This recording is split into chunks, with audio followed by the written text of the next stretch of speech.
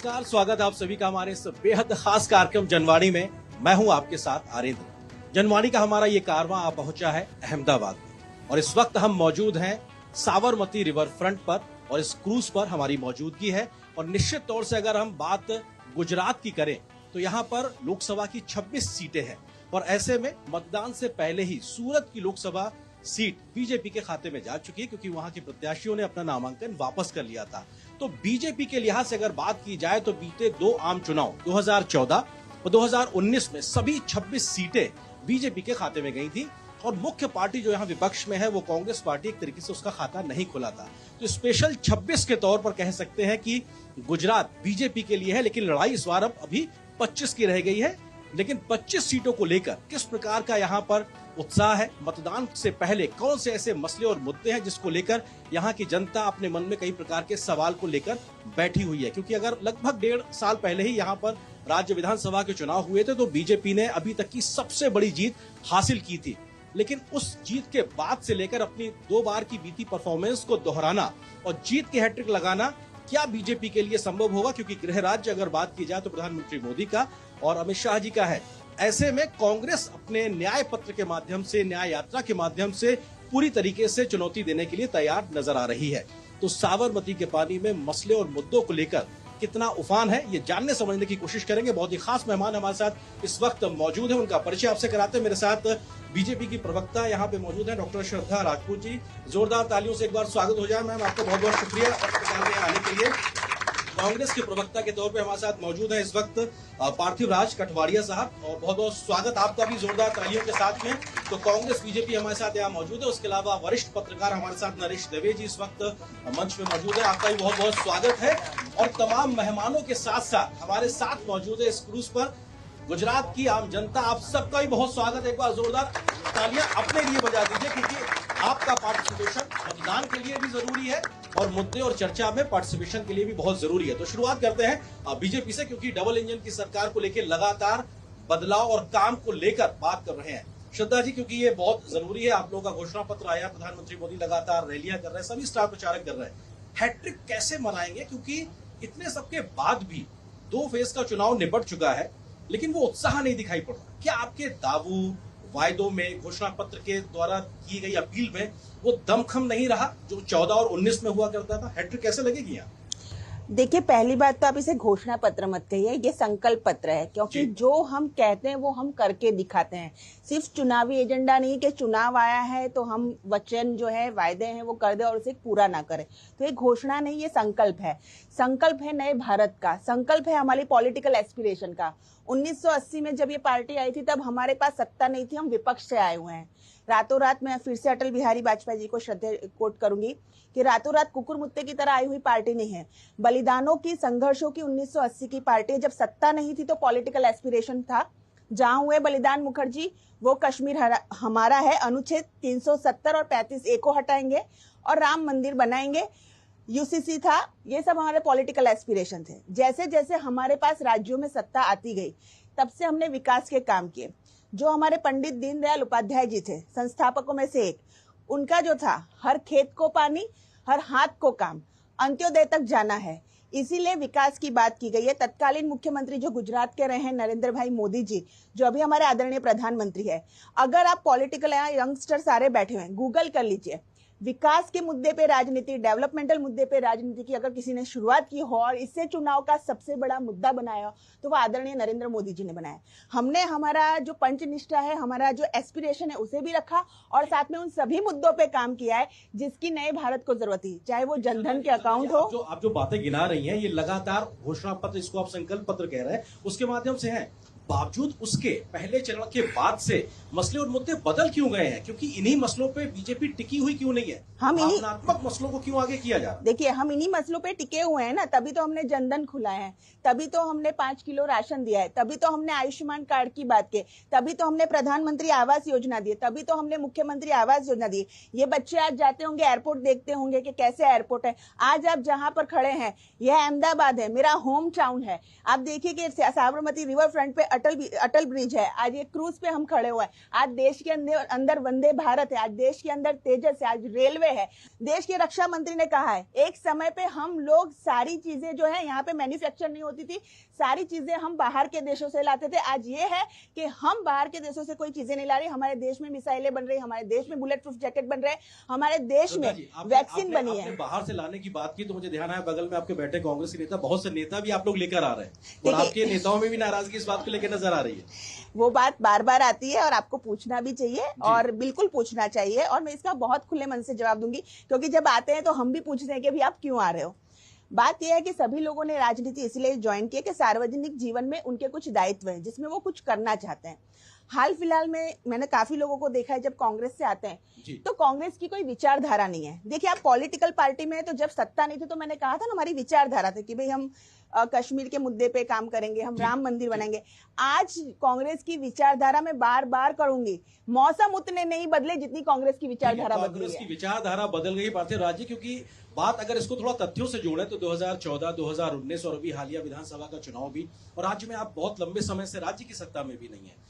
क्या बदला है आप लोगों ने, क्या मंथन किया है आप लोगों ने, क्या नया तेवर कलेवर लेकर आप आए हैं ताकि विश्वास आपके ऊपर किया जा सके गुजरात की जनता के द्वारा? खास करके आज आप अहमदाबाद में है, गांधी के गुजरात में है और साबरमती आश्रम के तट पे बैठे हैं, तब गांधी और सरदार को याद करना जरूरी है। जो बात उन्होंने की कि उनके जो नेता श्यामा प्रसाद मुखर्जी संविधान सभा में थे, जहां तक 370 की बात होती थी, तब वो तो कुछ नहीं बोले। जब उन्होंने मुस्लिम लीग के साथ सरकारें बनाई, सिंध में बनाई, नॉर्थ वेस्ट फ्रंटियर में बनाई, बंगाल में बनाई, आजादी से पहले, जब दो नेशन थियरी की बात हुई, टू नेशन थियरी की बात हुई, तब ये श्यामा प्रसाद मुखर्जी हिंदू महासभा और मुस्लिम लीग के साथ सरकार बना के बैठे थे। दूसरी बात की उन्होंने अटल ब्रिज की बात की।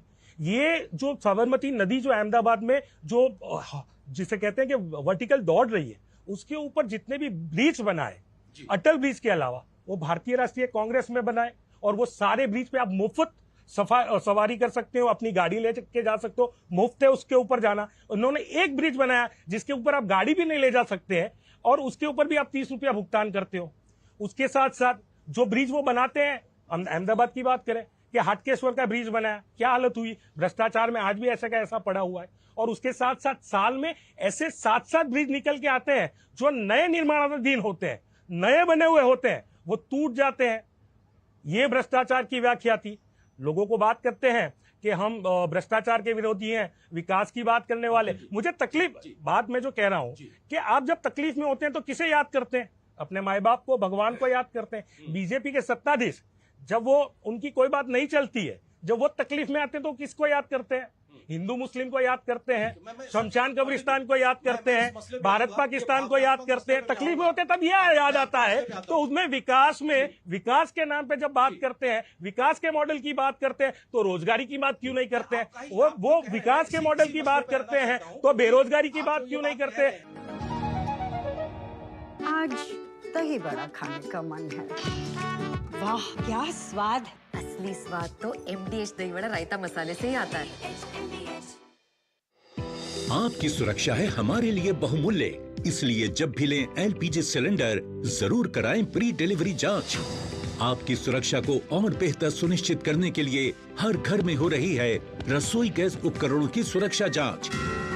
अगर सुरक्षा होस खराब हो तो तुरंत बदलवाएं। आपातकालीन स्थिति में कॉल करें 1906। स्वच्छ ईंधन का वादा, सुरक्षित रसोई का इरादा। कब तक लंबी लाइनों में उम्र बिताइएगा? डिजिटल पेमेंट अपनाइए, चुटकी में हल पाइए। पुराने तरीके कब तक अपनाइएगा? डिजिटल पेमेंट बहुत आसान है। देखिए, चुटकी में पेमेंट चुकाइए। बटुआ ढूंढ रहे हैं? डिजिटल पेमेंट अपनाइए, कभी भी कहीं भी और सुरक्षित। हमने तो इन्हें डिजिटल पेमेंट करना सिखा दिया है। आपने? RBI कहता है कि डिजिटल पेमेंट अपनाओ, औरों को भी सिखाओ। जीरा से प्यास बुझाए, डाइजेशन के लिए मस्त, शरीर में नमक पानी का बैलेंस बनाए।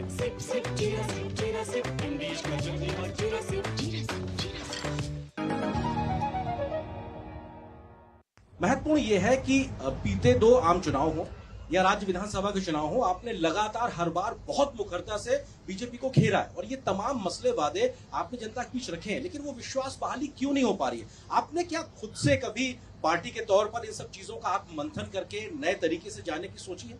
अभी जो बात हो रही थी, अंत्योदय की बात हो रही थी कि किसान को पानी मिलना चाहिए। इस जिस बोट पे हम बैठे हैं, जिस क्रूज में हम बैठे हैं, ये क्रूज को चलाने के लिए ये जो साबरमती का जो पानी का लेवल है वो बढ़ा के रखना पड़ता है, जिससे किसानों को पानी नहीं मिलता। और इसमें जो खाने आते हैं उसका प्राइस क्या है, 2-2 हजार रुपए।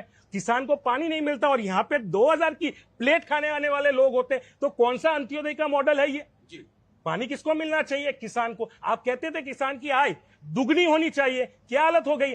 उनकी आय आधी हो गई है और उनकी जो खर्च है वो दुगना हो गया है। जो कहते थे कि 2022 में आय दुगनी करेंगे, क्या हालत होगी? उन्होंने जब बोला था कि पेट्रोल हम 40 पे ले आएंगे, वो तो 100 पे हो गया है। जो बात कर रहे थे 400 पार की, मुझे तो ऐसा लग रहा है कि आने वाली सरकार आएगी तो पेट्रोल डीजल 400 पार ना हो जाए। जो गैस का बोतल था 400 का, उन्होंने तो वो 1100 को पार कर दिया है, 1000 के पार कर दिया है। एजेंडा लगातार रख रहे हैं, लेकिन मेरे सवाल का जवाब नहीं। एजेंडा क्या? ये मुद्दे नहीं है क्या? पेट्रोल डीजल के भाव, महंगाई मुद्दे नहीं है, बेरोजगारी मुद्दे नहीं है। नरेश दवे जी हमारे साथ, वरिष्ठ पत्रकार नरेश जी, क्योंकि ये बहुत जरूरी है चुनाव से पहले ये समझना कि राजनीतिक दल अपनी अपनी बात तो रख ही रहे, जनता के मन में क्या है। क्या इन पार्टियों के द्वारा कहे जा रहे मसले ही एक तरीके से हवा में तैर रहे हैं या फिर जमीन पर उतरने के बाद में कुछ और भी दिखाई पड़ता है? आपकी अपनी पत्रकारिता की दशकों की समझ क्या कुछ कहती है इस बार 2024 के चुनाव से पहले गुजरात में जब हम स्पेशल 26 या स्पेशल 25 की बात करते हैं? मुझे लग रहा है कि दोनों पार्टियां, भाजपा और कांग्रेस, दोनों मतदारों को डरा रही है, कहीं कहीं धमका भी रही है। कोई किसी को बोल रहा है कि संविधान बदल देंगे, कोई अनामत को हटा देंगे। तो मतदार तो बेचारा रोज टीवी और अखबार पढ़ के जो हम लिखते हैं, जो बोलते हैं वही लिखते हैं हम तो वो तो बेचारा डरा हुआ है कि क्या होगा इलेक्शन में, ये आ जाएंगे तो वो हो जाएगा, अगर ये लोग सत्ता पे आ जाएंगे तो आतंक बढ़ जाएगा, ये लोग सत्ता पर आ जाएंगे तो बंधारण यानी संविधान को चेंज कर देंगे।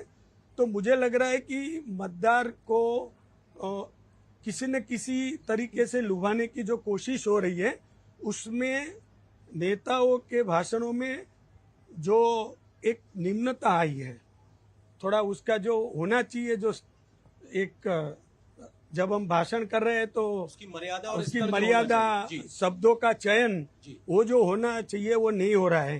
श्रद्धा जी, क्योंकि बहुत जरूरी है और मैं चाहूंगा तथ्यात्मक तरीके से जवाब दिए। जो बात अभी कांग्रेस के प्रवक्ता ने कही है, भावनात्मक मसले, जब आपको आपका अपना काम भरोसे पे रिजल्ट देता नजर नहीं आता तो आपको भगवान याद आ जाते हैं। तो क्या आप लोग एक तरीके से हम देख रहे हैं कि फर्स्ट फेज से पहले मसले मुद्दे अलग थे, तो एकदम से वोटिंग के बाद में किस तरीके से आप लोग कांग्रेस पे हमलावर हैं, मुस्लिम तुष्टीकरण की बात हो या एक डिवीजन की बात हो, वो दिखाई पड़ रही है साफ तौर। देखिए, मैं तथ्यों पे बात करूंगी। भगवान तो सबके हैं, यहाँ बैठे हुए सभी के हैं, पर मैं भावनाओं पे नहीं, मैं डेटास पे बात करूंगी।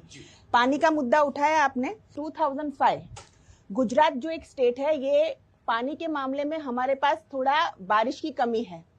आप स्टडी कर ले। 2005 में एक ऑफिशियल डेटा था कि अगर हम पानी की किल्लत पे काम नहीं करेंगे तो हमारा जो सौराष्ट्र का बेल्ट है वो माइग्रेट हो जाएगा और नॉर्थ गुजरात पूरा ड्रॉट यानी उसको बोलते हैं सूखा घोषित करना पड़ेगा। इसके बाद चेक डैम बनाए गए, सौनी योजना लाई गई, वाटर हार्वेस्टिंग की गई और ऑन रिकॉर्ड जब तत्कालीन मुख्यमंत्री नरेंद्र भाई मोदी थे और गोवर्धन भाई झड़फिया थे, आप ऑन रिकॉर्ड है, गवर्नमेंट के पास है। और इसकी वजह से आज पानी इतना है कि जो बनासकांठा जिले से आए होंगे उन्हें पूछ देखना कि पानी की किल्लत कहां से। वहां अनार की आज इतनी खेती हुई है कि वहां के किसान को पद्मश्री मिला है और कच्छ के अंदर हमारा ड्रैगन फ्रूट है। आज हमारे पास अनाज का इतना उत्पादन है कि हम MSP की बातें कर रहे हैं। तो मैंने इसका जवाब दिया और ये डेटा सारा है, मेरे घर का नहीं है, गूगल पे है, यंग बच्चे हैं, सब पढ़ सकते हैं। दूसरी बात आपने भावनात्मक की सेक्युलरिज्म की बिन सांप्रदायिकता की। यहाँ बच्चे बैठे हैं, मैं आज सारे बच्चों को बोलती हूँ आज जाके गूगल कर लीजिए कि वक्फ बोर्ड क्या है। एक देश में 2 विधान, 2 निशान, 2 प्रधान नहीं चलेंगे। आप इस देश के अंदर मुसलमानों के लिए जो वक्फ बोर्ड बनाया गया है उसने कितनी लैंड ग्रेबिंग की है। राहुल गांधी जी बोलते हैं कि जो राजा महाराजा थे वो जमीन उठा के ले जाते थे। भैया, राजा महाराजा और क्षत्रियों ने तो जमीनें दी थी। लैंड ग्रैबिंग कैसे हो रही है वक्फ बोर्ड में, आज भी जाके बच्चे गूगल करके देख सकते हैं। उसके लिए वक्फ ट्रिब्यूनल में जाना पड़ता है। अगर आप सेक्युलरिज्म की बात करते हैं तो हिंदू ट्रिब्यूनल नहीं है, हिंदू बोर्ड नहीं है, पारसी ट्रिब्यूनल नहीं है, पारसी बोर्ड नहीं है, सिख ट्रिब्यूनल नहीं है, सिख बोर्ड नहीं है, ठीक है। तो और कोई भी धर्म है उसका सेपरेट ट्रिब्यूनल नहीं है, सेपरेट वार्ड नहीं है। आज की डेट में भी अपीजमेंट की पॉलिटिक्स, तुष्टीकरण की पॉलिटिक्स। कर्नाटक के अंदर आपने 5% जो आरक्षण मुसलमानों को दिया वो ओबीसी वर्ग का था। ये सारा जो है वो पब्लिक डोमेन में ही है। हमने हमेशा मुद्दों पे बात की है।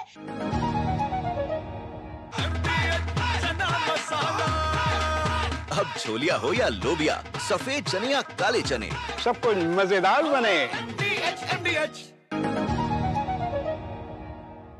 कर्नाटक में क्योंकि आरक्षण दिया गया धर्म के आधार पर ओबीसी को लेकर, और ये तथ्यात्मक तौर पे बात दिखाई पड़ रही है। तो ऐसे में जब अपीसमेंट पॉलिटिक्स का आरोप लगता है तो दिखाई पड़ता है कि साहब आपने अपीसमेंट पॉलिटिक्स के ऊपर कांग्रेस के ऊपर आरोप रख दिया। चंद्रबाबू नायडू जो एनडीए के गठबंधन के साथ लड़ रहे हैं, अभी आपको मेरा मोबाइल वहां रखा है, उनका ट्वीट दिखाता हूं जो एक चैनल पे आया कि अगर एनडीए की 400 से ज्यादा सीट आएगी तो जो लोग हज जाना चाहते हैं उनको हम 1 लाख रुपया देंगे। मैं बता देता हूं। अब दूसरे मुद्दे पे आता हूं। उन्होंने 2005 के पानी की बात की बनासकांठा में। मैं बता दूं कि 250 डैम्स गुजरात में भारतीय राष्ट्रीय कांग्रेस की सरकारों ने बनाए। कितने डैम बीजेपी की सरकारों ने बनाए, आंकड़ा दे। जो ग्राउंड वाटर की कंडीशन है, 70% ग्राउंड वाटर पूरे गुजरात का, उसका फ्लोराइड लेवल और उसका आर्सेनल लेवल देख लीजिए, पॉल्यूटेड है, पीने लायक भी नहीं बचा। और जो कहते हैं कि जिसको कहते हैं कि खेत में डालने लायक भी नहीं रखा। बनासकांठा की जो पानी की बात करते हैं, बनासकांठा में चलिए मैं आपको लेके जाता हूं, 2-2 हजार फीट तक नीचे जाना पड़ता है, तब जाके मुश्किल से पानी मिलता है। दूसरी बात करते हैं कि इस गुजरात की 13 नदियां ऐसी हैं कि जिसका पानी नहाने लायक भी नहीं बचा है। ये साबरमती के तट पे हम बैठे हैं ना। आप हाईकोर्ट के जो ब्रीफिंग्स हैं, उनके जो जजमेंट्स हैं, वो निकाल के देखिए कि क्या हालत की उन्होंने साबरमती नदी की, सरकार के लोगों ने। यही साबरमती की, उसका जजमेंट देख लीजिए। आपको सब मुद्दे पे ये तो कहते हैं ना कि 2014 से रोड हमने बनाए, ये हमने बनाए, वो हमने बनाए। तो क्या जो 2014 के पहले आप भी थे? रोड नहीं थे क्या? एजुकेशनल संस्थाएं नहीं थी क्या? आप बताइए, इनको पूछिए। गुजरात राज्य में उनकी सरकार आई, उसके बाद 98 के बाद एक भी ग्रेजुएट कॉलेज खोला हो तो बता दीजिए। जितने हैं उसको भी बंद करने में लगे हुए हैं। कब स्टाफ दिया? हम बात करते हैं बेरोजगारी की, हम बात करते हैं महंगाई की, क्यों नहीं करेंगे? ये प्रजा का मुद्दा है, आम आदमी का मुद्दा है। और उसके ऊपर बात करते हैं तब ये अलग अलग तुष्टीकरण की बात करते हैं, ये भारत पाकिस्तान की बात करेंगे, हिंदू मुस्लिम की बात करेंगे, कब्रिस्तान शमशान की बात करेंगे। इस देश का आम युवा आज 45 साल में सबसे ज्यादा बेरोजगारी इस शासन में आई है। ये मानते कि नहीं मानते? डेटा इनका था, बहुत अच्छे से आपने आरोप लगा दिया था कि और दूसरी बात, आप सरकारी हैं, आप बोलने दूसरी बात आपने लगातार जवाब दिया। आप सेकंड चेक कर लीजिए, आप सेकंड चेक कर लीजिए, बैलेंस चेक कर लीजिए। आपने जितना कहा, लेकिन मेरे सवाल का जवाब नहीं दिया। मैं ऑडियंस के पास जाता हूँ, कौन सवाल पूछेगा? जी प्लीज। मेरा सवाल ये है कि सांसद निधि फंड है और उसके तहत दर वर्ष में सांसद को 5 करोड़ की ग्रांट मिलती है उसके विकास कार्य करने के लिए। लेकिन हाल ही में रिपोर्ट आई कि सांसद उस ग्रांट का उपयोग ही नहीं करते, उसके लिए वो वापस चले जाते। तो उस पर आपका क्या कहना है? आपका सवाल बीजेपी से है? यस, ठीक है मैम। क्योंकि ये पैसे का उपयोग, दुरुपयोग और भ्रष्टाचार का आरोप तो कांग्रेस लगा ही रही है आपके ऊपर, उसको लेकर आप क्या कहना चाहेंगे? देखिए, मैं ये कहना चाहती हूँ कि सांसद निधि आती है, उस तरह से गवर्नमेंट की बहुत सारे फ्लेक्सी पूल्स हैं, गवर्नमेंट की ग्रांट्स है, राज्य सरकार के, केंद्र सरकार के, उसका 100% यूटिलाइज होना चाहिए, वरना मार्च एंडिंग तक ये बैक हो जाती है।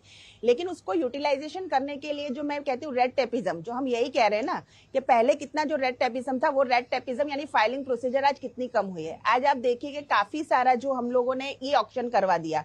पहले ई ऑक्शन नहीं होता था तो ऑफ रिकॉर्ड ऑक्शन होता था। क्या होता था कि भाई टेंडर निकला है तो कोई मिले जुले 2-3 अखबार है जिसका नाम तक कोई नहीं जानता, वहां पे 3 अखबारों में टेंडर आ गया, मिले जुले लोगों ने टेंडर फिलअप किया और मिली जुली सरकार चल गई और टेंडर चल गया। आज कोई भी टेंडर आता है तो ऑनलाइन आता है, ई ऑक्शन होता है और जिसके मेरिट्स होते हैं वो लोग काम कर रहे हैं। आज कोई भी काम हो रहा है ट्रांसपेरेंसी के साथ होता है। अगर आज 1 रुपया मुझे इस बच्चे को देना है तो जब तक इसका अकाउंट नहीं होगा, कैश में भी नहीं दिया जाएगा, ना चेक में दिया जाएगा।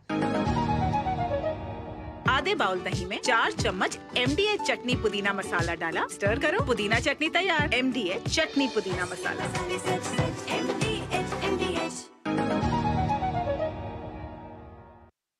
मेरा सवाल माननीय जो प्रवक्ता है उनसे है। मैं आंकड़े के साथ जानना चाहता हूं, बेरोजगारी दर आपके समय कितना था, आपके समय कितना है? एजुकेशन में जो NEP अभी लागू हुआ 30 साल बाद, आपने क्या सोचा था एजुकेशन को लेकर के? बेरोजगारी कैसे दूर करेंगे वो भी बताइए, और महंगाई कैसे कम करेंगे वो भी बताइए। कम करेंगे वो नहीं, कैसे करेंगे? आपके नेता अगर मंच पे कहते हैं ना कि ये करेंगे वो करेंगे, कैसे करेंगे वो तो बताइए। आप खाली वादे करके जाते हैं, 5 साल में एक बार आपके एमपी आते हैं, हाथ जोड़ के वोट लेते हैं, सिर्फ उतना ही। We always talk about women empowerment, but it is a question for both of the parties. What exactly are we doing for women, and what new, rights we are coming up? So I would love to. मैं महिला वाले मसले पे मैं उससे पहले मैं पार्थिवराज जी पे आता हूं, क्योंकि कांग्रेस से एक सवाल ये था कि महंगाई और बेरोजगारी का मसला बहुत जोर शोर से उठा रहे हैं और जनता का मुद्दा उठाना चाहिए, लेकिन ठीक कर देंगे, कह देना और कैसे करेंगे वो बताना, वो सुनना चाहती जनता आपसे। राजीव, पक्का बताऊंगा। आपने पहला सवाल किया कि बेरोजगारी दर दोनों में कितनी थी।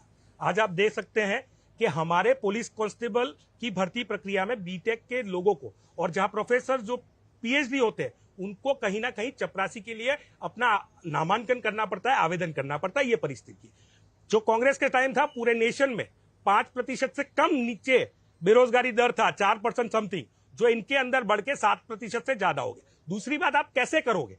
हमारा जो गारंटी है भारतीय राष्ट्रीय कांग्रेस का, वो कह रही है कि समग्र सेंट्रल गवर्नमेंट में 30 लाख पद खाली पड़े हुए हैं। 30 लाख पद, नए पद नहीं खड़े करने हैं। वो जो 30 लाख पद खाली पड़े हैं उसके ऊपर नियुक्तियां करेंगे। आपने बोला महंगाई कैसे कम होगी।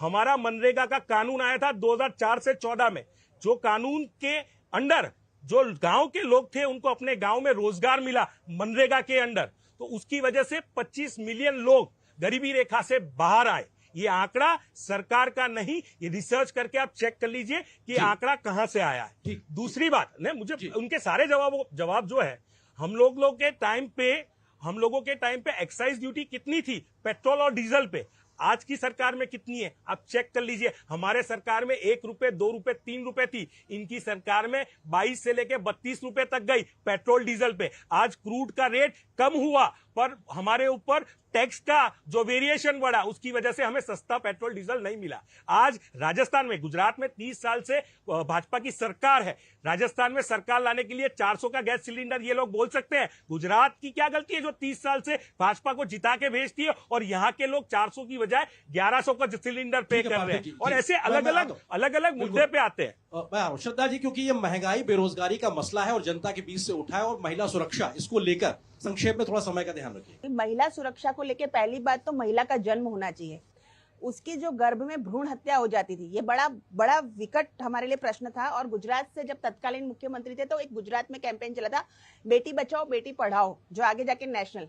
तो पहले तो महिला को जन्म देने का अधिकार पीसीपीएनडीटी रूल के अंतर्गत होना चाहिए, पहले हमने उस पर काम किया। अब उसका जन्म हुआ तो उसके बाद क्यों उसके माता पिता उसको जन्म नहीं लेने दे रहे हैं कि उसकी पढ़ाई अच्छी होनी चाहिए। पढ़ाई अच्छी होनी चाहिए तो उसे कहाँ जाना है? स्कूल में जाना है। स्कूल में जा रही है, सरकारी स्कूल में ड्रॉप आउट हो जाता है, क्योंकि मैंने मास्टर्स इन पब्लिक हेल्थ किया, मैं उन बच्चियों के साथ मैंने काम किया हुआ है। मेंसिस में आ रही है, स्कूल छोड़ दिया। क्यों छोड़ दिया बेटा? क्योंकि शौचालय नहीं है, तो मेंसिस में आना है, स्कूल छोड़ दिया। स्कूल से वो आगे गई तो उसके पास वोकेशनल रिहेबिलिटेशन, यानी मंथली वो कमा सके, वो होना चाहिए। तो आज वोकेशनल रिहेबिलिटेशन के लिए काम किया गया है। महिलाओं के लिए और बच्चियों के लिए कानून भी सख्त बनाए गए हैं।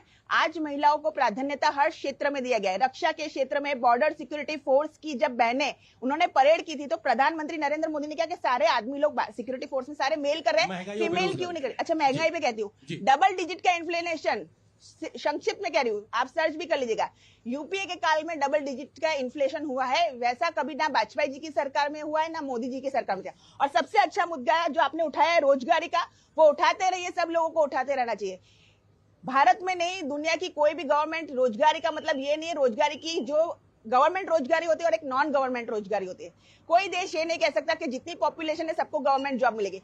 आज रोजगारी की जितने भी अपॉर्चुनिटीज हैं वो मोदी जी ने क्रिएट किए। अब बताओ कैसे? रेलवे बना तो बिना मानव संसाधन के बना, मेक इन इंडिया हुआ, स्किल इंडिया हुआ, एमएसएमई हुआ, मुद्रा योजना हुई। आज हम यहाँ जहाँ पे खड़े हैं, यहाँ जितने लोग लगे हुए हैं और ये पुल बने, ये मकान बने, वहां पे रियल एस्टेट ने जो काम किया, उसके लिए जो मैनेजमेंट के स्टूडेंट लगे, उसके लिए जो इंजीनियर के स्टूडेंट लगे, उसके लिए जो टेक्निकल स्टूडेंट्स लगे, वो कहाँ से आए? वो हमारे ही भारत के लोग हैं, उनको भी रोजगारी मिली है। महंगाई, बेरोजगारी, महिला सुरक्षा, क्या ये आम जनता से जुड़े मसले इस बार 2024 में गुजरात के चुनाव में एक मायने रखते हैं, या फिर और प्रकार के मसले हैं जो कि मायने रखते हैं? नहीं, ये कांग्रेस ने जो उठाया है मसला महंगाई का, बेरोजगारी का, ये मैं समझ रहा हूँ कि सही है, लेकिन कांग्रेस वाले वो लोगों तक पहुंचाने में सफल नहीं हो रहे हैं। कहीं ना कहीं है ऐसी स्थितियां। मैं गुजरात में की मैं बात कर रहा हूँ, कई परीक्षाएं कैंसिल करनी पड़ी है, लेकिन ये बात लोगों को समझने के लिए कांग्रेस वाले उनको समझा नहीं पा रहे, क्योंकि आपने जो सबसे पहले बताया कि भावनात्मक जो बात है वो सबसे पहले लोगों के पास पहुंच जाती है, चाहे वो राम की हो, चाहे वो 370 की हो, वो तुरंत पहुंचाते हैं। और भाजपा के पास एक मशीनरी है जो कांग्रेस के पास मुद्दे होते हुए भी नहीं है कि लोगों के पास पहुंचाए। चाहे 100 रुपये पे टमाटर हो जाए, फिर भी हम पूछने जाते हैं कि महंगाई है, बोल रहे हैं कि नहीं, महंगाई का कोई मामला नहीं है। तो आश्चर्य हो रहा है क्यों। और दूसरी जगह भाजपा वाले अपने मुद्दे को लोगों में लाने में सफल हो जाते हैं। वो किसी भी तरह, उसके पास पार्टी कैडर है, उसके पास शिस्त वाले मामले हैं। कांग्रेस में 25 साल रहने वाले एक जो नेता थे, उनको 25 साल के बाद ज्ञान हुआ कि राम भगवान को मुझे नमन करना है, और वो भाजपा में आ गए। और वो भाजपा के प्रत्याशी है यही बीजापुर में। तो कांग्रेस वाले तो अपने नेता को, कार्यकर्ता को भी संभाल नहीं पा रहे हैं, तो मतदाताओं के पास तो कैसे जाएंगे। वो उनके पास कुछ स्ट्रेटेजी ही नहीं है। ठीक है, कुछ और सवाल इधर से कौन पूछेगा? आज दही बड़ा खाने का मन है। वाह क्या स्वाद। असली स्वाद तो MDH दही वड़ा रायता मसाले से ही आता है। जैसे कि मोदी जी ने तो बता दिया 2047 तक अपना जो वादा है वो करेंगे। अगर 10-15 साल के बाद कांग्रेस आती है या आने वाली है तो उसका क्या फैसला है? ऐसा कहा जाता है कि मीडिया एक चौथा स्तंभ है कोई भी सरकार या किसी को भी खड़े, जैसे लेजिस्लेचर है, राइट। तो कोई भी सरकार मीडिया को लेके या मीडिया के लिए काम क्यों नहीं करती? ये दोनों पार्टी से मेरा क्वेश्चन है। मेरा सवाल दोनों ही प्रवक्ताओं से है कि इंडिया का मेन प्रॉब्लम है that rich is getting richer and poor is becoming poorer. तो अनइक्वल डिस्ट्रीब्यूशन ऑफ इनकम अभी भी है, तो उसको आप कैसे हैंडल करेंगे? और उसी से रिलेटेड टैक्स सिस्टम, जो टैक्स सिस्टम है मेनली पूरा का पूरा भार मिडिल क्लास पे आ जाता है, क्योंकि सारे बिजनेस टाइकून्स वो जो है चैरिटी करके सब कुछ अपना टैक्स कटवा लेते हैं और बाकी सब कुछ मिडिल क्लास पे आ जाता है। तो उस चीज की ट्रांसपेरेंसी के लिए आप क्या करेंगे? काफी सवाल जनता से आए, मुझे लगता है कि आप लोगों को बहुत बेहतरीन से सवाल का जवाब देने की जरूरत है। पार्थिव जी, आपसे शुरू कर लेते हैं। उन्होंने जो सवाल किया टैक्स को लेकर, और दूसरा सवाल जो इधर से आया था कि शिक्षा और स्वास्थ्य। उनका सवाल था असमानता के ऊपर। सर अब आर्थिक असमानता के ऊपर है। मैं जवाब देने के लिए तैयार हूं। आप सर सुनने के लिए तैयार नजर नहीं आ रहे। महिला सुरक्षा के हो चुका उस पे बात। जिस तरीके से विरासत टैक्स पे बात हो रही है, बहस हो रही है, उसको लेकर क्या आप कहना चाहेंगे? वो सवाल भी है, मेरा सवाल भी, आप जवाब दीजिए। आप इनहेरिटेंस टैक्स की बात करते हैं, उसको राजीव गांधी ने 1985 में हटा दिया था। उसको लागू करने की बात अरुण जेटली और जयंत सिन्हा ने की। 2019 के बजट में किसने बात की? अरुण जेटली ने। सवाल उनसे पूछिए। जो इनहेरिटेंस टैक्स निकल गया है तो फिर उसकी चर्चा नहीं होनी चाहिए। दूसरी बात, उन्होंने असमानता की बात। आज 22 इंडस्ट्रियलिस्ट के पास देश के 50% से ज्यादा लोगों से जितना इनकम है उतना पैसा है। हम ये कहते हैं कि असमानता कैसे दूर होगी, तो हमने ये बोला कि हम महालक्ष्मी न्याय लाएंगे, जिसमें जो गरीब घर की महिला है उसको सालाना 1 लाख रुपया मिलेगा। गरीब घर की महिला है जब तक वो गरीबी रेखा से पार नहीं हो। हम वो जो युवा है उसको 1 साल की अप्रेंटिस देंगे, जिसको हर महीने 8,500 रुपए अप्रेंटिस के मिलेंगे, और तब तक 1 साल तक उसको वो अप्रेंटिसशिप दिया जाएगा। उसके बाद उसको रोजगार मिले, और उस रोजगारी के माध्यम से वो कहीं ना कहीं वो गरीबी रेखा से बाहर निकला है। दूसरी बात की, अभी बहन ने बात की एमएसएमई की। आप बताइए, नोटबंदी कोरोना में कितनी एमएसएमई बंद हुई है? आप बता दीजिए। हजारों की संख्या में एमएसएमई बंद हुई है। आज गुजरात की परिस्थिति आप देख लीजिए, टेक्सटाइल इंडस्ट्री की हालत क्या है। पिछले 5-7 सालों में ये हालत हुई है कि जो एमएसएमई जो गुजरात का था वो बंद होने गया है, बंद होने की कगार पे है। इस हालत में गुजरात को लाके बिठा दिया है। जो एमएसएमई सबसे ज्यादा रोजगार पैदा करता था। जीरा से प्यास बुझाए, डाइजेशन के लिए मस्त, शरीर में नमक पानी का बैलेंस बनाए।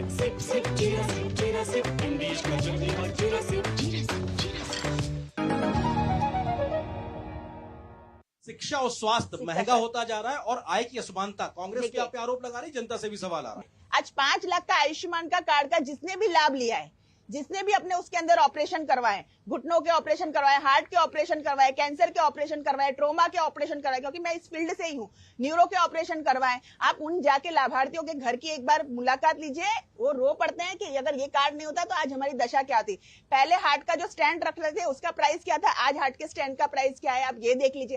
पहले दवाइयां की थी, आज पंडित दीनदयाल क्लिनिक है, जनरिक है। यहाँ पे जिनके माता पिता या कोई घर में अगर डायबिटीज की दवाई ले रहा है या हाइपरटेंशन की ले रहा है, थायराइड की ले रहा है, उसके प्राइस पहले क्या थे, आज जनरिक में क्या है, और जो डॉक्टर्स वो प्रिस्क्रिप्शन लिख के देते हैं। आरक्षण का मसला हो, इनहेरिटेंट टैक्स का मसला हो, या फिर अपीजमेंट पॉलिटिक्स का मसला हो, इन पे सबसे ज्यादा देश में बड़ी एक बहस देखने को मिल रही है। गुजरात इस बहस को कैसे देख रहा है और 2024 के नतीजों में इस बहस, इन मसलों का क्या एक असर देख रहे हैं आप? देखो, प्रथम चरण का जो मतदान हुआ वहां तक ये विकास की बात दोनों पार्टियां कर रही थी, दोनों ने वही बात की, विकास यात्रा की बात की। लेकिन जैसा ही ये फर्स्ट फेज खत्म हुआ, उसके आंकड़े बाहर आए, दोनों पार्टियों को लगा कि अपने पक्ष में है नहीं है, वो मनोमंथन करने लगे, तो सब मुद्दे अलग हो गए और सीधा ही इमोशनल जो मुद्दे हैं वो बाहर आ गए हैं। कांग्रेस जिस तरह यहाँ पर चर्चा में बेरोजगारी या महंगाई की बात करी है, इतनी जोर से अगर वो मतदाताओं के पास करेंगे तो थोड़े बहुत वोट मिलेंगे, लेकिन ये कर नहीं पा रही है, वो उसकी मजबूरी है। जैसे तमिलनाडु में डीएमके का मसला अलग है, वहाँ भ्रष्टाचार की बात है, प्रादेशिक पार्टी के साथ भाजपा की 9 पार्टीज के साथ है, तो वहां पर कोई महंगाई वाला मुद्दा ही नहीं है, आप देख लीजिए। दूसरा ये है कि सबको चुनाव जीतना ही है। कांग्रेस ने आपके साथ एक बार आप और कांग्रेस आमने सामने थे, आज वो भाई भाई है। दूसरी जगह जो चंद्रबाबू नायडू जो लास्ट में यही भाजपा की एनडीए सरकार को हराने के लिए पूरे देश में घूम रहे थे जी, और वो भी गुम हो गए हैं, वो फिर से प्रकट हो गए और भाजपा के साथ और पवन कल्याण के साथ वहां पर आंध्र प्रदेश में चुनाव लड़ रहे, वहां पर विधानसभा के भी इलेक्शन है।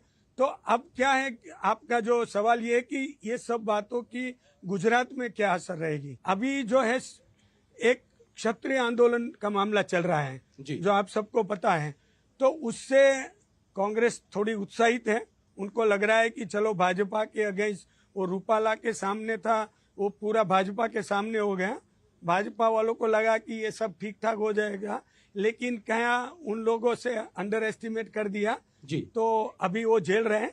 तो कहीं न कहीं सीट पर जो लीड है जी वो कम हो गई। और दूसरा, भाजपा ने जो नारा लगाया था 5 लाख वोटों से हम जीतेंगे 26 सीट जी, वो आज 5 लाख की बात कोई भाजपा वाले कर नहीं रहे हैं। जल्दी से श्रद्धा जी, क्योंकि ये बहुत जरूरी सवाल है। जब सोशियो इंडिकेटर्स देखे जाते हैं तो गुजरात का नंबर उसमें काफी नीचे आता है। आदिवासी इलाका हो या फिर किसानों के मसले हो, कुपोषण जैसी समस्या भी अपने आप में उसमें दिखाई पड़ती है, क्योंकि आपने कहा कि आप सोशल वर्कर के तौर पे लगातार काम करती हैं। ये अपने आप में आपके इस डबल इंजन की सरकार पे अपने आप में एक बड़ा सवाल है। और जल्दी से इसके साथ ये भी क्षत्रियों का विरोध का एक मसला बहुत भी है। अच्छा क्वेश्चन जो किया है वो कुपोषण का है, और मैं डेफिनेटली मानती हूँ कि ये मुद्दा हमारे गुजरात में रहा है। उसके लिए अगर मेरा मास्टर्स इन पब्लिक हेल्थ है, मैं बता दूं उसके लिए बहुत सारे रीजंस हैं, और सब स्टेट्स में इतने पैसे नहीं, गुजरात में बहुत ज्यादा पैसा भी है, डेवलपमेंट भी है, फिर भी कुपोषण है, क्योंकि खाने पीने की जो बिहेवियरल चेंज, कम्युनिकेशन प्रैक्टिस होनी चाहिए, वहां पे हम लेकिंग है। तो मैं आपको ये बताना चाहती हूँ कि विश्व की किसी पॉलिटिकल पार्टी ने नहीं, इवन भारत की भी किसी पॉलिटिकल स्टेट की पार्टी ने नहीं, सिर्फ भारतीय जनता पार्टी गुजरात की इकाई ने सुपोषण अभियान शुरू किया, जहां पे कुपोषित बच्चों को हमारा एक डिग्निटर या एक पॉलिटिशियन एक बच्चे को अडॉप्ट करता है, उसके घर जाता है, उसको खाना पीना कैसे खाना चाहिए। पैसों की कमी नहीं है, लेकिन जंक फूड की वजह से या कहीं कहीं ऐसी कमियां पाई गई हैं कि न्यूट्रिशन वैल्यू को न समझने की वजह से जो कुपोषण है उसके ऊपर हम काम करें। इस मुद्दे को हमने खुले दिल से माना है और इसके ऊपर हम काम कर रहे हैं। आज नहीं सारे हमने अडॉप्ट किया। मसला भी अपने आप में गुजरात में बहुत चर्चा में है कि जो आदरणीय रूपाला जी ने कहा था उसका विरोध हम सभी ने पार्टी के अंदर, और उसके बाद भी सभी लोगों को दुख हुआ था, और सभी लोगों ने, इवन रूपाला जी ने भी अपने वक्तव्य में कहा है कि हाँ, लोगों ने, हमारे क्षत्रिय नेताओं ने भी कहा कि भाई ठीक है, ये आपने जो बोला है गलत। उन्होंने इमीडिएटली माफी मांगी, दूसरे दिन उन्होंने समाज का जो स्टेज था वहां पर भी जाके माफी मांगी, और अभी जिन जिन मंच पर जाकर वो भाषण दे रहे हैं उन सभी मंचों पे उन्होंने माफी मांगी और कहा है कि उनसे भूल हुई है, लेकिन आपको नरेंद्र मोदी के विकास के कामों को देखना है। लेकिन जो राहुल गांधी ने कहा जमीन उठा के ले जाते हैं, जमीन उठाने वाला एक व्यक्ति अगर दुनिया में ऐसा बाहुबली हो तो बता दो किस राजा महाराजा ने जमीन उठा ली? भाई जमीनें तो दान में दी गई थी। और आज इनके इंडी गठबंधन से जो आम आदमी पार्टी के भावनगर के प्रत्याशी हैं मकवाणा जी, उन्होंने तो कहा कि राजा महाराजा तो अफीम पी के पड़े रहते थे, उन्होंने माफी नहीं मांगी। मैं क्षत्रिय समाज होने की बेटी के नाते कहना चाहती हूँ कि रूपाला जी अभी तक जिस मंचों पे जा रहे हैं वो माफी मांग रहे हैं। किसकी माफी काम करेगी, किसकी माफी काम नहीं करेगी, ये देखना भी दिलचस्प होगा। फिलहाल एक छोटे से ब्रेक के लिए हमें रुकना है और ब्रेक के बाद भी जड़वानी का ये सिलसिला जारी रहेगा अहमदाबाद से। और ब्रेक के बाद हमारे साथ आम आदमी पार्टी से अजीत जी भी जुड़ेंगे और उनसे भी समझने की कोशिश करेंगे कि इंडिया अलायंस के माध्यम से कांग्रेस और आम आदमी पार्टी जो मिलकर इस बार गुजरात में बीजेपी को टक्कर दे रही है उसके आखिर मायने क्या। फिलहाल एक छोटे से ब्रेक के लिए रुकते हैं, बहुत जल्द हाजिर होते हैं। जनवाणी का ये सिलसिला जारी रहेगा। जिन्होंने यूज किया है वो जानते हैं असली हींग का स्वाद। MDH सुपर हींग, शुद्धता का असली तड़का। MDH। बहाना नंबर 11, नींद पूरी करने का डे। बहाना नंबर 28, ट्रिप पर जाने का day. 39, binge watch all seasons. 65, घर की सफाई का डे। एक वोट ना डालने से क्या होगा? और सबसे बड़ा बहाना, Isn't it a holiday today? Holiday? 101 बहाने हैं वोट ना डालने के, पर इस चुनाव के पर्व में एक ही रीजन काफी है वोट डालने का, वो है हमारी रिस्पॉन्सिबिलिटी देश और हमारे फ्यूचर के लिए।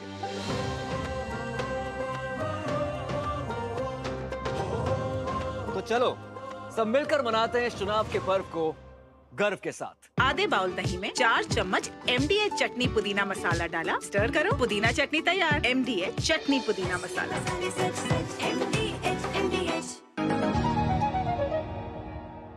और इस छोटे से ब्रेक के बाद आप सभी का एक बार फिर से स्वागत है हमारे खास कार्यक्रम जनवाणी में। इस वक्त हम मौजूद हैं अहमदाबाद में साबरमती रिवर फ्रंट पर क्रूज पे हमारी मौजूदगी, और लगातार हम बात कर रहे हैं गुजरात की उन 25 सीटों पर जिन पे मतदान होना है। एक सीट तो पहले ही निर्विरोध तरीके से बीजेपी के हिस्से जा चुकी है। हमारे साथ में खास मेहमान पैनल में जुड़ गए अजीत जी, जो कि आम आदमी पार्टी के प्रवक्ता। अजीत जी स्वागत है हमारे साथ। इसके अलावा कांग्रेस के प्रवक्ता हमारे साथ लगातार बने हुए हैं, वरिष्ठ पत्रकार देवेश जी भी हमारे साथ बने हुए हैं। अजीत भाई सवाल आपसे, क्योंकि कांग्रेस और आम आदमी पार्टी या अन्य दलों के लिहाज से बात की जाए, बट आप चूंकि दोनों लोग यहाँ मौजूद हैं, आप लोगों के बीच की दोस्ती और नाराजगी समझ में नहीं आती। कई राज्यों में आप साथ में हैं, कहीं पे आप लोग एक दूसरे के खिलाफ हैं। पंजाब का देख लीजिए, वहां पे क्या स्थिति है। इसके अलावा आप लोग यहाँ पे साथ लड़ रहे हैं या दिल्ली में साथ लड़ रहे हैं, तो ये दोस्ती है या फ्रेंडली फाइट है, क्या चीज है? थोड़ा सा स्पष्टता दे दीजिए। मैं मानता हूं कि जहां तक जब देश की बात आती है, देश के लोकतंत्र की बात आती है, देश में लोकशाही बचाने की बात आती है, देश का संविधान बचाने की बात आती है, तब मुझे लगता है कि बाकी मुद्दे इतने मायने नहीं रखते हैं। लेकिन आज जिस तरीके से गुजरात की बात से ही मैं शुरू करता हूं कि जैसे सूरत की सीट जहां पे कांग्रेस के एक प्रत्याशी को किसी भी तरीके से दबा के 20 लाख सूरतियों को उसका वोट देने का राइट छीनने का काम भाजपा ने किया है, तो ये लोकतंत्र खत्म करने की जो साजिश हो रही है, ऐसे ही आपने चंडीगढ़ में भी देखा होगा। तो जब जहां पे मतलब मुझे लगता है कि जब लोकतंत्र की बात आती है तो मैं सिर्फ इंडिया अलायंस के जितनी पार्टियां उसकी ही बात नहीं कर रहा हूं। मैं मानता हूं कि देश की सारी पार्टियों को मिलके लोकतंत्र बचाने की फाइट तो करनी पड़ेगी। यहाँ पे भाजपा जो काम कर रही है वो आने वाले कल में मुझे लगता है कि लोकशाही खत्म करके इलेक्शन खत्म कर देंगे। अब इलेक्शन आपने सूरत का तो मैंने एग्जांपल दिया, 1.5 साल हो गए गुजरात में 75 नगर पालिका में इलेक्शन नहीं हुआ, तो ये लोकतंत्र खत्म ही हुआ। आज 1.5 साल हो गया है, लोगों से वोट करने का राइट छीन लिया गया। अजीत जी, क्योंकि अरविंद केजरीवाल जी आपके सबसे बड़े नेता हैं और ऐसे में उनके एक आंदोलन से निकलना और इतनी बड़ी पार्टी खड़ी करना, और इस बात के लिए आपको शुभकामनाएं, क्योंकि आप लोग राष्ट्रीय पार्टी का दर्जा हासिल कर चुके हैं। निश्चित तौर पर ये बड़ी बात है देश में राष्ट्रीय पार्टी बनना। लेकिन जिन मसलों पे बात करके, जिन लोगों के खिलाफ आंदोलन करके, जिनके भ्रष्टाचार को दिखा के आज आप उनके बगल में बैठे हैं, तो ये आपको असहज नहीं लगता है सिर्फ इसलिए कि संविधान बचाना है, लेकिन आपकी खुद की क्रेडिबिलिटी दांव पे लग जाती है? मैंने अभी छोटी सी बात रखी थी कि भाई अगर इसको पूरा मैं रखूंगा तो आपको समझ में आएगा कि या तो मैं दर्शकों को समझा पाऊंगा कि किस चीज की वजह से आज सबको अलायंस में आना पड़ा है या तो आने की जरूरत बनी है। मैं ये बोल रहा हूं कि अगर मान लीजिए कि ये इलेक्शन के बाद अगर भगवान ना करे भाजपा जीत गई, तो मुझे लगता है अगला इलेक्शन आने वाला है नहीं। अगर अगला इलेक्शन नहीं आएगा फिर हम लोग अलग अलग पार्टियां अलग अलग अपने विचारधाराएं लेके घूमते रहेंगे, तो इसका कोई मतलब नहीं रहेगा। देश में लोकतंत्र खत्म होने पर आया है और हम लोग अगर आज भी मैं बोलूंगा कि हम अपनी अपनी पार्टियों का एक एक एजेंडा पकड़ के बैठे रहे तो हमसे बड़ा देशद्रोही कोई नहीं होगा। मैं आज भी मानता हूं, यहाँ पे बैठे यूथ भी मानते होंगे कि देश पहले होना चाहिए, पार्टी की विचारधारा बाकी सब कुछ चीजें साइड में आ जाती है जब देश के लोकतंत्र की बात, देश के संविधान की बात आती है। आज उस पे बनी हुई है, इसलिए मुझे लगता है कि हर पार्टी आप को लोग साथ में। इससे पहले मैं जनता के सवाल लूं नरेश दवे जी, क्योंकि एक वरिष्ठ पत्रकार के तौर पे आप बहुत सारे चुनाव देख चुके हैं, लोकसभा, विधानसभा के या स्थानीय ग्राम पंचायत तक के। आम आदमी पार्टी और कांग्रेस की जो दोस्ती है ये जमीन पे किस तरीके से दिखाई पड़ रही है? क्या वो एक ट्रांसलेशन, क्या वो केमिस्ट्री दिखाई पड़ रही है या फिर एक महज एक पॉलिटिकल अपॉर्चुनिटी के तरीके से? नहीं, मुझे लग रहा है कि आप और कांग्रेस का जो गठबंधन है वो सत्ता हासिल करने के लिए है। भारत में लोकशाही की नींव बरसों से है और पूरे विश्व में ये भारत की लोकशाही की चुनाव प्रक्रिया है जो वो सब देखने के लिए आते हैं, तो मुझे नहीं लग रहा है जी। और मेरा क्वेश्चन आम आदमी जनता पार्टी से है कि Delhi remain the most unsafe city for the women.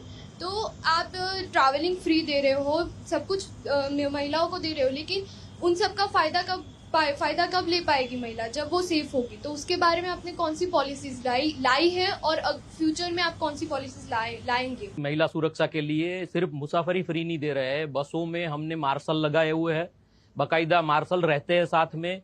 अभी एलजी का एक मतलब ऑर्डिनेंस पास मतलब वो लोग करवाने जा रहे हैं कि जिसमें से मार्शल को हटा रहे हैं। तो बीजेपी एक तरफ बात करती है कि हम महिला को सुरक्षा देंगे, और जहां पे हमने सुरक्षा दे रखी है आम आदमी पार्टी ने, खाली मैं मानता हूं कि पॉलिटिकल रंजिश की वजह से वो लोग उसको हटाने की बात कर रहे हैं। सीसीटीवी कैमरास, उतने सीसीटीवी कैमरास लगे हैं कि जो रिकॉर्ड ब्रेक मैं मानता हूं न्यूयॉर्क में नहीं लगे, उतने दिल्ली में लग चुके हैं। तो ये सारी सुविधाएं मतलब इसी वजह से हम लोग वहां पे लगा रहे हैं कि महिला जितनी मैक्सिमम टू मैक्सिमम सेफ रहे। मेरा दोनों पक्षों से ये क्वेश्चन है कि कैंपेनिंग के लिए, एडवर्टाइजमेंट्स के लिए इतने पैसे खर्च होते हैं हर साल हर इलेक्शन में कि जो पार्टीज है उनको दिखाना पड़ता है कि हम ये करेंगे वो करेंगे, लेकिन अगर यही पैसा जो अभी देखें तो 30 करोड़ रुपीस वो सिर्फ डिजिटल एडवर्टाइजिंग में खर्च किए। अगर वही पैसा अगर हम कंट्री के डेवलपमेंट में खर्च करते, उसके एक्सपेंडिचर में खर्च करते, तो आज हम एक डेवलपिंग कंट्री नहीं डेवलप कंट्री होती। मेरा दोनों पक्षों से ये सवाल है, बाय चांस ना करें नारायण की दया से आपका जो है पक्ष दोनों का सत्ता में आता है, तो आप में से किसके मैनिफेस्टो पे बात रहेगी? आप दोनों अंदर क्या स्टेबल सरकार दे पाएंगे जो फॉरेन इन्वेस्टर्स को अट्रैक्ट करे? क्या दे पाएंगे, कैसे देंगे? क्योंकि सर वक्त लगभग खत्म हो रहा है, मैं चाहूंगा एक कंक्लूडिंग रिमार्क्स के तरीके से अजीत जी आपसे शुरुआत करते हैं। आपको लगता है कि क्या वो एक अपीलिंग फैक्टर होगा? क्योंकि मसले जमीन पे हैं जिनको एड्रेस करने की जरूरत है, लेकिन सवाल ये उठता है कि आप लोग उस तरीके से लोगों तक पहुंच नहीं पाते हैं जिस तरीके से आपके विरोधी बीजेपी या एनडीए के लोग पहुंच जाते हैं, क्योंकि उनके पास इलेक्टोरल बॉन्ड का जो पैसा आया है उसका पैसा वो लोग इसी में ही खर्च कर रहे हैं। हमारे पास ऐसा पैसा नहीं है। हमारे कार्यकर्ता, गरीब कार्यकर्ता है, उनके चंदे से जो चलता है, हम पार्टी ऐसे चलाते तो जितना हमारे पास रीच है उतना पहुंचने की कोशिश करते हैं। रही बात अभी जो भाई साहब ने बताया कि अगर आप ना करें नारायण, मैं करता हूं कि नारायण करेंगे इस बार ही तो सही। आप बोल रहे हैं कि रामलल्ला आ गए, उनके पास घूम फिर के एक ही जवाब होता है, लेकिन अगर रामलल्ला आ गए हैं तो अभी बहन जी ने अगले सेशन में जो क्वेश्चन पूछा था, क्या वो रामराज आ गया है? अगर नहीं आया है तो उसके लिए सबकी जिम्मेदारी बनती है, और आम आदमी पार्टी पहले दिन से बोलती है कि राम राज की जो सही मायने हैं हम वो लाना चाहते हैं। हर गरीब, हमने जो करके दिखाया वही हमारी गारंटी है। हमने दिल्ली में मुफ्त बिजली करके दिखाई, हमने पंजाब में करके दिखाई, हमने वही मैनिफेस्टो दिया है। हमने बोला है कि हर किसान को एमएसपी मिलेगी, हमने दिल्ली में प्रति एकड़ 50,000 रुपए एमएसपी दिया हुआ है। एक मिनट दीजिए। तो हमारा जो मैनिफेस्टो या हमारी जो गारंटी है वो गारंटी हमने जो करके दिखाया है, हम उसी बात की बात करते हैं हर जगह पे जाके कि हमने ये करके दिखाया और ये हम लोग गुजरात में भी करेंगे, पूरे देश में करेंगे। तो इसी बात पे हम लोग अभी भी कायम है। और एक बात और भी जोड़ना चाहूंगा कि जो जॉब की बात हुई थी, जो बिजनेस ब्लास्टर करके पूरे दिल्ली में हमने एक कार्यक्रम चलाया था जिसमें बहुत सारे बच्चे एंटरप्रेन्योरशिप की उसने उन लोगों ने लिया हुआ था। और दूसरा कि हमने जॉब फेयर करके पूरे दिल्ली में युवाओं को प्राइवेट जॉब मिले, इसके लिए हमने जॉब फेयर भी किए हुए। तो ये दोनों चीजें बतानी जरूरी है। से कही है कि एक तो खटाखट गरीबी खत्म कर देंगे, और दूसरा चीज ये कि आय की असमानता को ठीक करने के लिए वो आर्थिक सर्वे कराकर लोगों के बीच में आय का समान वितरण करके एक तरीके से कर देंगे। इसको लेकर आपके राजनीतिक विरोधी आरोप लगाते हैं कि आप लेफ्ट की विचारधारा से प्रभावित हैं, या प्रधानमंत्री मोदी सीधे तौर पे आपके घोषणा पत्र पे आरोप लगाते हैं कि साहब मुस्लिम तुष्टीकरण को लेकर अपीसमेंट करता है। आपको लगता है कि इस आरोपों के बीच में क्या एक बड़ी बात कांग्रेस कह सकती है ताकि गुजरात में आपको समर्थन मिले? एनपीए में 16.5 लाख करोड़ रुपए अगर उद्योगपतियों के माफ हो सकते हैं तो 16.5 लाख करोड़ से हम 25 साल तक हमारे देश के किसानों का कर्जा माफ कर सकते हैं। 1200 करोड़ में एक एम्स बन सकता है, तो आप सोचो कि 16.5 लाख करोड़ में कितने एम्स बन सकते हैं। 16.5 लाख में करोड़ में कितनी सरकारी यूनिवर्सिटीज बन सकती है, कितने सरकारी कॉलेजेस बन सकते हैं, कितने युवाओं को रोजगार दे सकते हैं। वो सिर्फ 22 उद्योगपतियों का माफ किया, तो बिल्कुल 16.5 लाख करोड़ जब उनके माफ कर सकते हैं तो 16.5 लाख करोड़ हमारे देश के युवाओं के लिए, महिलाओं के लिए, किसानों के लिए खर्च कर सकते हैं। नरेश जी, क्योंकि एक फाइनल कमेंट, आपको लगता है कि इन तमाम दावों और वादों के बीच में, जनता के मसलों के बीच में तीसरे चरण के बाद और फिर 4 जून को एक क्या तस्वीर इस बार हैट्रिक वाली, या फिर कांग्रेस और आप यहां पे अपनी मौजूदगी दिखाएगी? ये गठबंधन कहीं पर है, कहीं पर नहीं है, इसका जो चित्र है, तो किसी ने बोला कि खिचड़ी सरकार बनेगी तो क्या होगा, ना करे नारायण और आ जाए तो मुझे नहीं लग रहा है कि नारायण ऐसा कुछ करने वाले हैं।